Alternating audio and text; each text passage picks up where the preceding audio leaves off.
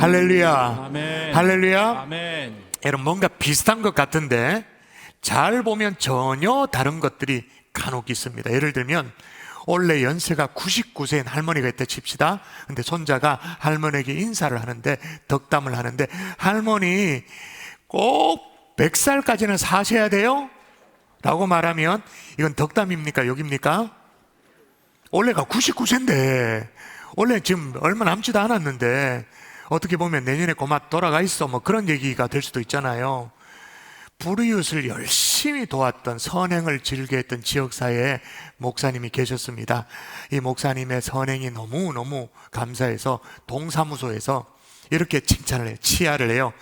야, 당신은 정말로 살아있는 부처님 같네요. 생불 같네요. 목사 욕 먹이는 거죠, 그죠?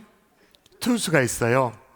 이 투수는 커브가 제고가 안 되는 거예요. 슬라이드가 제고가 안 되는 거예요. 직구밖에 못 던져서 늘 고민이 많은데, 이제 아나운서가 경기 마치고 인터뷰한다고 이렇게 했는데 마이크를 들이대고는 아나운서가 이렇게 말합니다.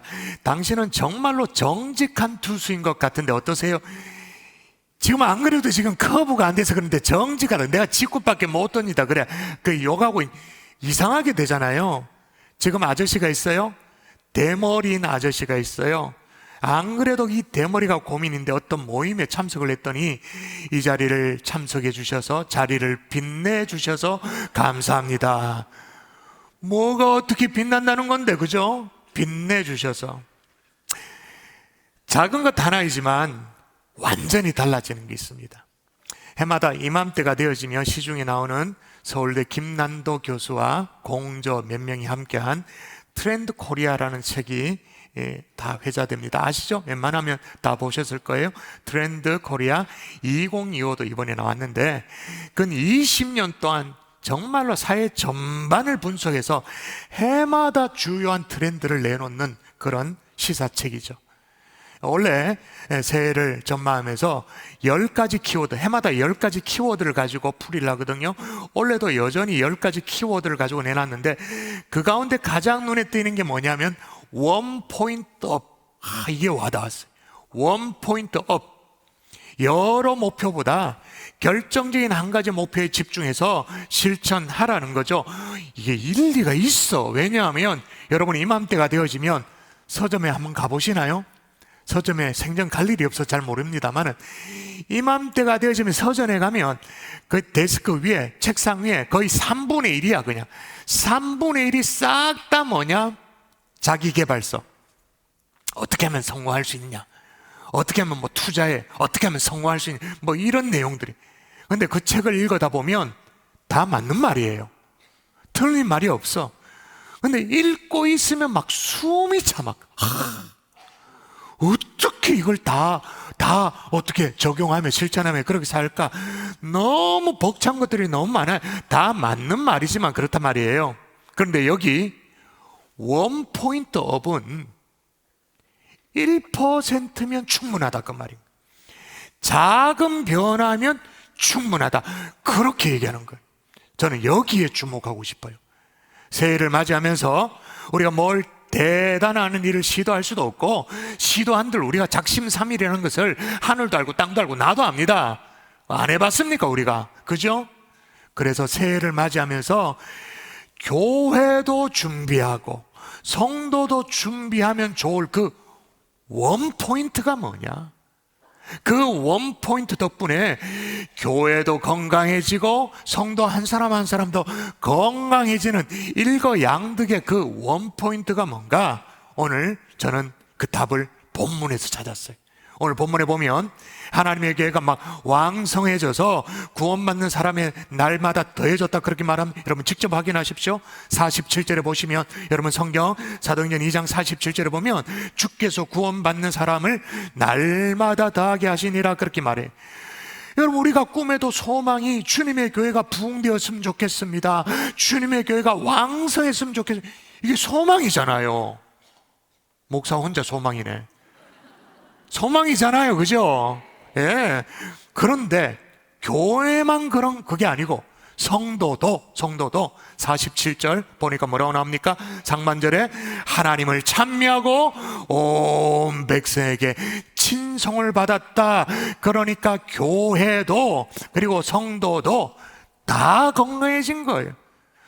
너무나도 바람직하잖아요. 그런데 그게 어떻게 해서 이게 실현되었는가?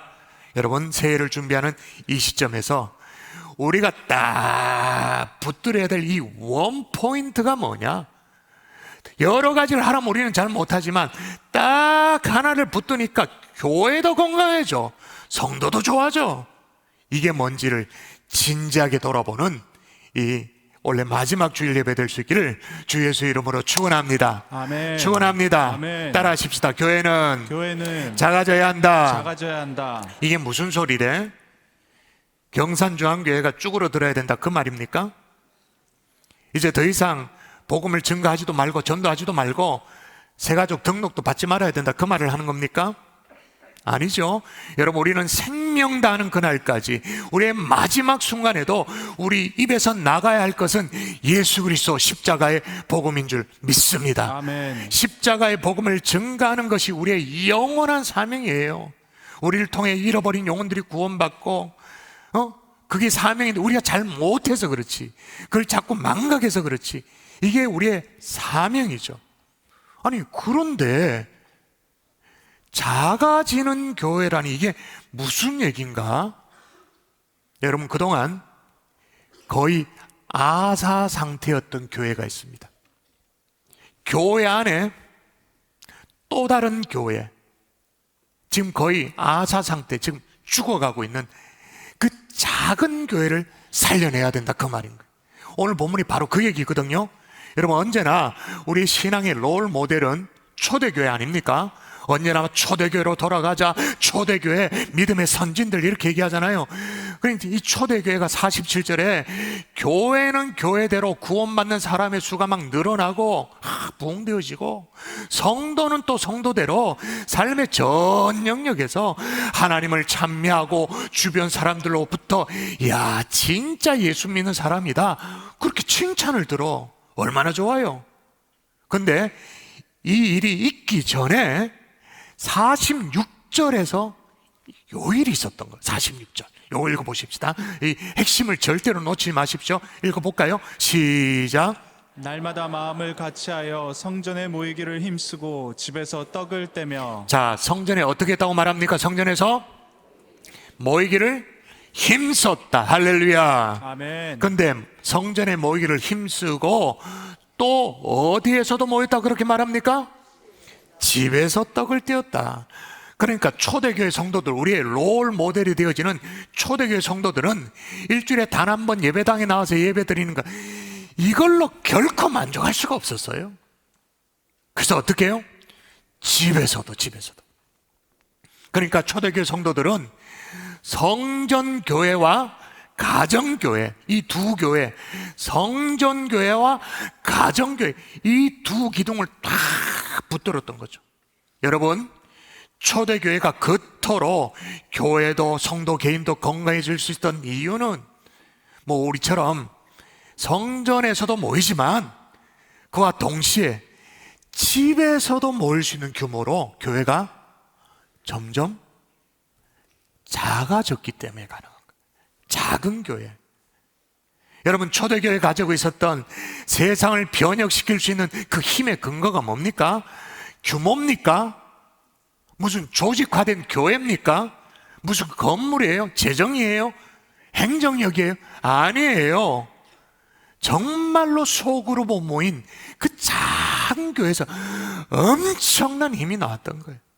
다시 말하면 삶의 현장에서 모이고, 삶의 현장에서 예배하고, 삶의 현장에서 복음을 전하고, 삶의 현장에서 서로 교제하고, 그러니까 삶의 현장에서 이웃으로부터 친송을 받게 되어지죠. 할렐루야. 아멘. 여러분, 그러므로 이 작은 교회, 우리식으로 말하면 구역 예배, 소그룹은 절대로 포기할 수 없는 우리의 목표가 되어지는 거예요. 왜냐? 더 이상 여러분, 우리가 뒤룩뒤룩 살찌면 안 됩니다.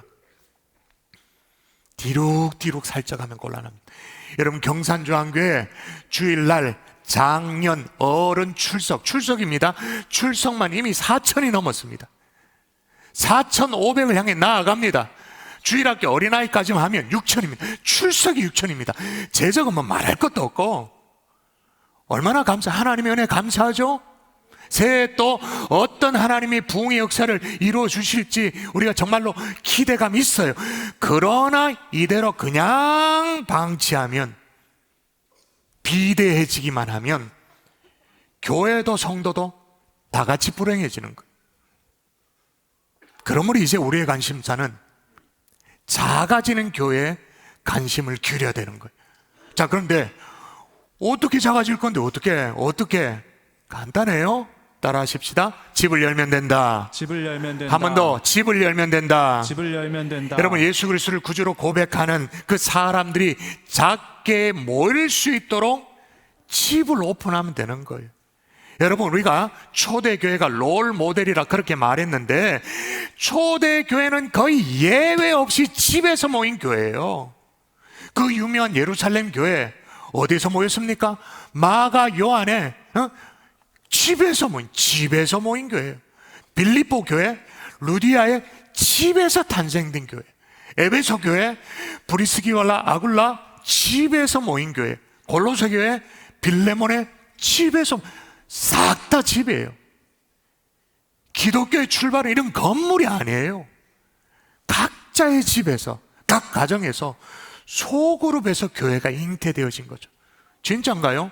예, 성경을 보면 확인하십시다. 자, 그리스도 10분 시작. 그리스도 예수를 위하여 갇힌 자 된 바울과 및 형제 디모데는 우리의 사랑을 받는 자요 동역자인 빌레몬과 자매 아비아와 우리와 함께 병사된 압키포와 내 집에 있는 교회에 편지하노니. 여기 보세요. 어디에 있는 교회에게 편지한다고? 어디에 있는? 집에 있는 교회. 집에 있는 교회. 또 제가 읽어드릴게요. 아시아의 교회들이 너에게 문안하고 아글로와 브리스게와 그 집에 있는 교회가 주 안에서 너에게 간절히 문안하고. 마지막 또 읽어볼까요? 라오디게아 읽도록 합니다. 시작. 라오디게아에 있는 형제들과 눈바와 그 여자의 집에 있는 교회에 문안하고. 예, 집에 있는 교회. 자, 그런데 우리도 이걸 본받아 가지고 집을 열려고 하니, 오픈하려고 하니 문제가 한두 가지가 아니야. 일단 집 청소부터 해야 돼. 신경 쓰이는 게 한두 가지가 아니에요. 청소도 해야 되지, 뭐 또 대접도 좀 신경이 쓰이지, 또 원치 않는 사생활이 노출되어지기도 하지. 다 귀찮아 그냥. 근데 여러분, 집을 열지 못하는, 집을 오픈하지 못하는 진짜 이유가 있습니다. 궁금하신가요? 1부, 2부 예배 성도들은 되게 궁금해 하던데, 진짜 궁금한 그 진짜 이유가 궁금하신가요? 사실 프라이버시도 사실 아니에요. 귀찮은 것도 좀 있죠. 근데 사실 그게 이유가 아니에요. 진짜 이유가 뭐냐? 우리 집에서 드리는 예배가 어색해. 찬송이 어색해. 모여서 드리는 기도가 어색해. 이게 핵심이에요, 이게. 여러분, 이제 1월달 되면 대시망 시즌이 되잖아요. 제가 며칠 전에 사역자와도 그런 얘기를 나눴는데, 참 이상하다, 그지? 그러면서 이제 목사님께 얘기했어요. 우리가 다 경험해 봤으니까. 이제 신방대원이 꾸려져서 이제 갑니다. 이제 가서 이제 예배를 드려요. 예배를 드리는데, 어떤 집에서는 찬송가를 부르면 이게 막 진짜 하늘 문을 여는 것처럼 막 은혜가 되고, 막 기도하면 눈물이 팍팍 쏟아지고 그런 집이 있어요. 근데 똑같은 마음 상태고 똑같은 컨디션인데 그 다음 집에 가면, 와, 찬송가가 왜 4절까지 있는지 이해가 안 돼. 너무 힘들어가지고 한 2절 넘어 3절 가면 막 용이 쓰여가지고 막 너무너무 힘들어. 기도하려면 기도 말이 생각이 안 나. 근데 앞에 집에서는 이게 무슨 기도를 했는지 모르겠지만 쫙 기도가 되어져요. 그런데 어떤 집에는 기도가 막 궁색에 턱턱 막혀. 억지로 기도를 짜내서 한다고 애를 먹어. 차이를 아시나요? 그래서 저는 옛날에 내가 이거 좀 오늘 컨디션이 이상하나 싶었는데 그 다음 집에 가보면 안 해요. 또 달라져. 그 집의 문제. 왜 집을 오픈하지 못하냐? 우리 집에서 드리는 예배가 어색한 거예요. 찬양이 어색한 거예요. 근데 여러분, 더 진짜 이유가 있습니다. 더 진짜 이유. 한 번도 우리 집이 예수 그리스도를 구주로 고백하는 사람들이 모이는 하나님의 교회가 될 수 있다고 생각한 적이 없거든요. 여러분, 물어볼게요. 여러분의 가정이 교회가 될 수 있다고 생각해 보신 적이 있나요? 보세요, 없잖아요. 아무도 아멘을 안 하니까. 여러분의 가정이 작은 주님의 교회가 왜 될 수가 없나요? 초대교회가 건물이었나요? 아니요. 세상을 보고만 비밀이 뭐 어떤 조직이었 아니요. 그 작아진 교회에 있었다니까요. 여러분, 이미 경산중앙교회는 거대해요. 담임 목사인 저도 감당이 안 돼. 이제는 작아져야 돼. 어떻게? 구역으로, 소그룹으로. 여러분, 여러분의 가정을 여시지 않겠습니까? 역시 아멘도 안 한다. 야, 여러분의 가정을 교회로, 주님의 교회로 내어드리지 않겠습니까? 현실적으로 가정 오픈이 현실적으로 어렵다면 사무실에서라도, 가게에서라도, 아니 카페에서라도, 아니면 로뎀에서라도, 이게 우리가 딱 붙들어야 될 원포인트인 거예요. 뭐 이것저것이 아니야. 그냥 딱 이거예요. 이게 원포인트인 거예요. 자, 그러면 집만 열면 되나? 또 따라 하십시다. 마음을 열어야 한다. 마음을 열어야 한다. 실은 집만 못 여는 게 아닙니다. 마음을 못 여는 거예요.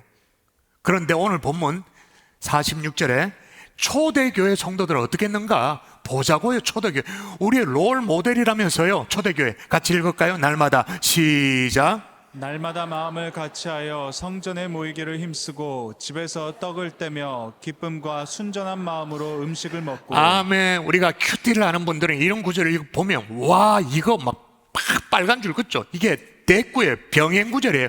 날마다 마음을 같이하여 성전에 모였다. 또 순전한 마음으로 집에 모여 음식을 먹었다. 마음. 야, 이게 중요하구나.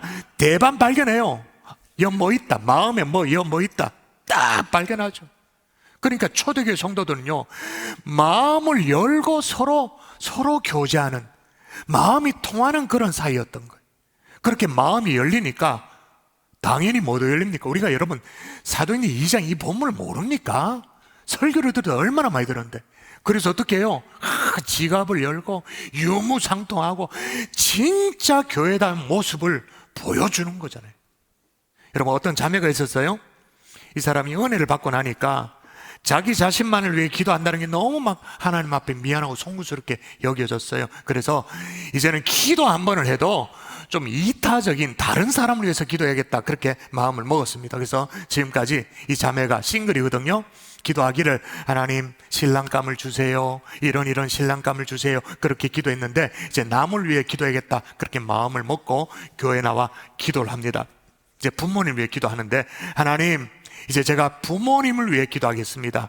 주여, 우리 부모님에게 좋은 사익감을 허락하여 주시옵소서. 우리 아버지, 우리 어머니에게 훌륭한 사익감을 허락하여 주셔야 되지 않겠습니까? 이제 동생을 위해 기도해요. 주여, 저에게 여동생이 있습니다. 저 여동생에게 좋은 형부감을 허락하여 주시옵소서. 웃기죠? 근데 왜 이럴까요? 그 자매가 원래 얌체라서 실은 막상 다른 일을 위해서 기도하려고 해도 생각이 안 나. 아는 기도 제목이 없어. 몰라. 그래, 더 중요한 게 뭐냐? 마음 들여 기도할 사람이 주변에 없어. 그냥 기껏해야 가족이야. 스위스 제네바에 국제복지기관에 책임자의 비서로 일하는 자매가 있었습니다. 한 여성이 있었는데, 이 여성은 하루 일과를 끝내고 잠자리에 들기 전에 그날 방송을 마감하는 아나운서의 멘트, 인사말을 반드시 듣고 이제 잠자리에 들곤 했어요. 뭐 아나운서의 마지막 인사말이야 뭐 뻔한 거 아니겠습니까? 상투적인 것 별거 아니에요. 여러분, 이 밤도 좋은 밤 되시길 바랍니다 라고 짤막한 인사. 근데 이게 이 자매에게는 너무너무 중요한 하루 일과가 돼버린 거예요. 왜 그러냐면 특별한 사연이 있는데, 이제 국제기구에 왔잖아요. 스위스 제네바에 국제기구에 왔는데 시간이 꽤 지났는데 자기 보수를 비롯해서 자기 사무실에 왔다 갔다 하는 사람들 중에 누구도 자기에게 인간적인 말을 걸어오는 사람이 없는 거예요. 진짜 이 국제기구였기 때문에, 스위스 제네바에 있었던 그 사무실이었기 때문에 정말 많은 사람이 오가고 했는데 누구도 따뜻하게 인간적인 인사를 건네오는 사람이 없었던 거예요. 그래서 이제 사무실에 사람 때문에 치였어요. 집에 돌아왔는데 휑해, 아무도 없어. 근데 마지막 방송 종료하는데 아나운서가 자기 얘기를 하는 거야. 여러분, 이 밤도 좋은 밤 되시기를 바랍니다. 그 인사가 너무 고마워가지고 반드시 그 인사를 듣고 잠든대요. 이게 폴 뚫루니니의 고독으로부터 도피라는 책의 서두에 기록된 스토리. 현대인의 마음의 질병이 어떤가 알 수 있는 대목인 거죠. 제가 대한민국의 어떤 일일 평균치를 여러분에게 소개할게요. 이게 뭔지를 여러분 가늠해 보십시오. 우리 앞에 주어진 현실인데, 대한민국의 일일 평균치가 38.3명입니다. 일일 평균. OECD 국가 가운데 2003년부터 20년 넘었죠. 2003년부터 한 번도 1위 자리를 내준 적이 없어요. 38.3명. OECD 국가, 회원국가 평균의 2배가 훌쩍 넘어가요. 요거 무슨 통계일까요? 1일 38.3명. 예, 대한민국의 1일 하루 평균 자살자 수. 몸매 죽고, 떨어져 죽고, 외로워 죽고. 자, 그러면 이게 에버리지니까, 평균이니까 1년이면 어떻게 됩니까? 38.3 곱하기 365 하면 어떻게 돼요? 14,000명. 14,000명이 그냥 죽어요. 외로워서. 이게 2023년 작년 통계예요. 올해 통계가 이제 마감되어지면 이게 더 올라가겠죠. 여러분, 1년에 자살자로 죽는 사람들이 웬만한 종합대학의 학생 수보다 더 많아. 14,000명. 여러분, 생각해보세요. 매일 학교 도서관에서 38명이 떨어져 죽는다 생각해보세요. 끔찍하죠. 그 학교 운동장에 14,000개의 시신을 쫙 깔아놨다. 참혹하죠. 얼마나 이게 반인륜적인 만행이겠습니까? 그런데 오늘 우리 대한민국이 연례 행사로 계속 이걸 반복하는 거예요. 우리도 어쩌면 직관적으로 그 일에 가담하고 있는 거예요. 무관심해요, 그냥. 그래서 어떻게 되냐? 우리도 어디 마음 둘 곳이 없어요. 너무너무 외로워요. 여러분, 물어보십시다. 여러분의 생애 가운데 인생을 살면서 어디 마음 둘 곳이 있나요? 마음을 같이 할 만한 그런 사람이 여러분이 있나요? 여러분, 마음을 같이 한다는 게 어떤 의미인가? 로마서는 이렇게 설명합니다. 요게 마음을 같이 한다는 거예요. 읽어볼까요? 시작. 즐거워하는 자들과 함께 즐거워하고 우는 자들과 함께 울라 서로 마음을 같이 하며. 예, 이게 마음을 같이 하는 거예요. 여러분, 솔직히 우리 경산조항교회 지금 또 1000 단위가 넘어갑니다. 수천의 성도 가운데 이렇게 마음을 같이 할 성도가 몇 명입니까? 그렇게 마음을 같이 할 수 있는 성도를 어디에서 만날 수 있나요? 지금 예배 시간에 천만에, 여러분 그 자리에서 예배를 앉아서 예배를 때 10년을 드려보십시오. 마음을 나눌 수 있는 사람 만날 수 있는가? 불가능하지. 이 예배가 얼마나 일방적인데 알 수가 없어요. 지금 저는 내년도 사회훈련생 면담이 한창 진행 중에 있습니다.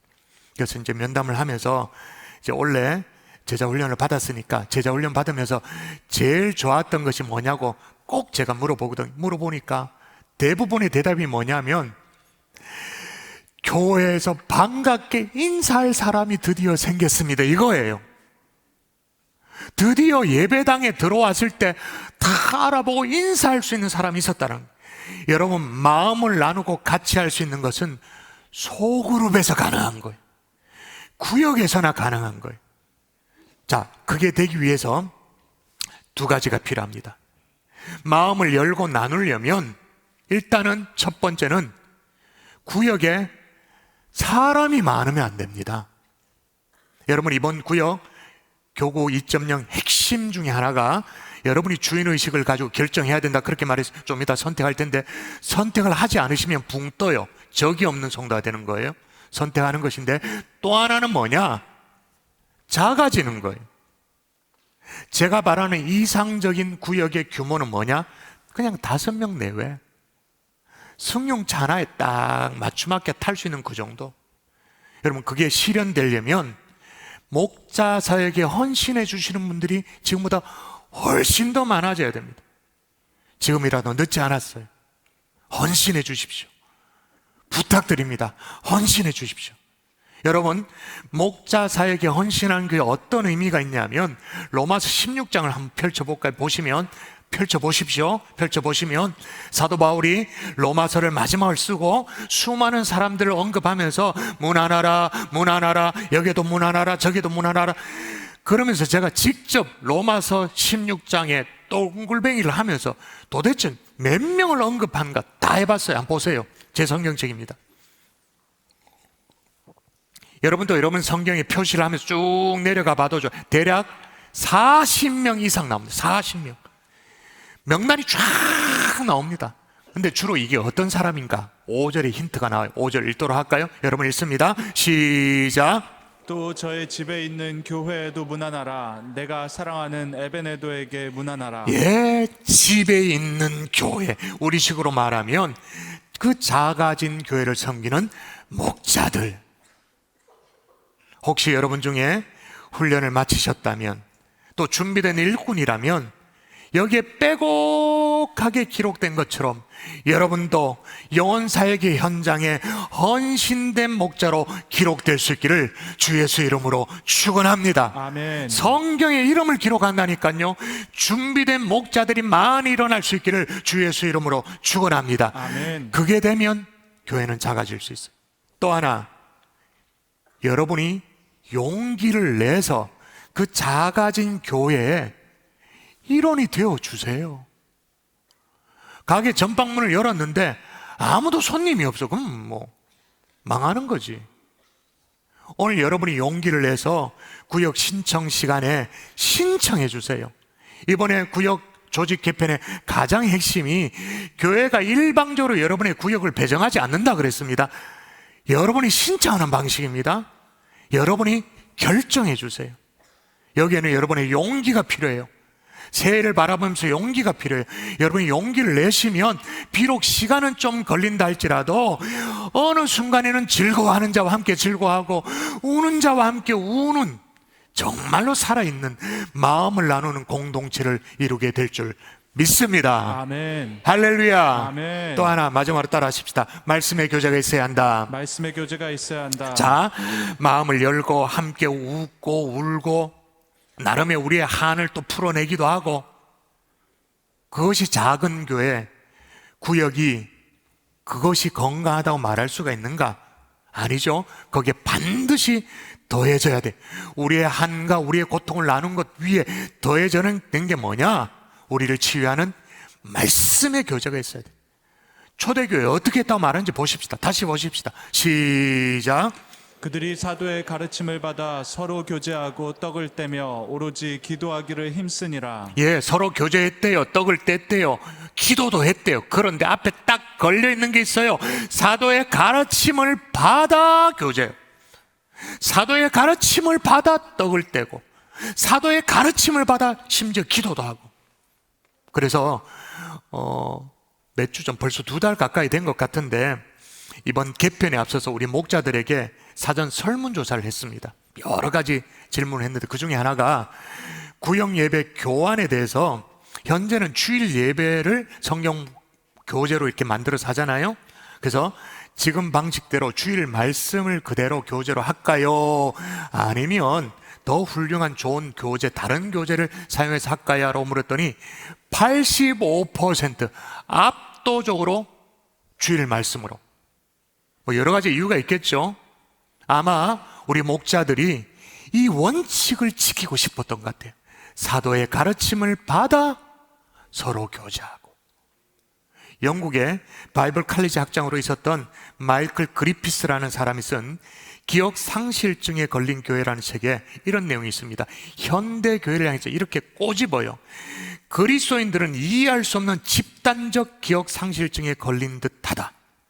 상당수의 교인들은 교회가 무엇인지 잊어버렸다. 매주일 그들은 독특한 건물에서 거행되는 예배에 참석하며 예로부터 지켜오던 익숙한 예배 의식은 행하지만 그들이 무슨 목적으로 그것을 행하는지 거의 생각하지 않는다.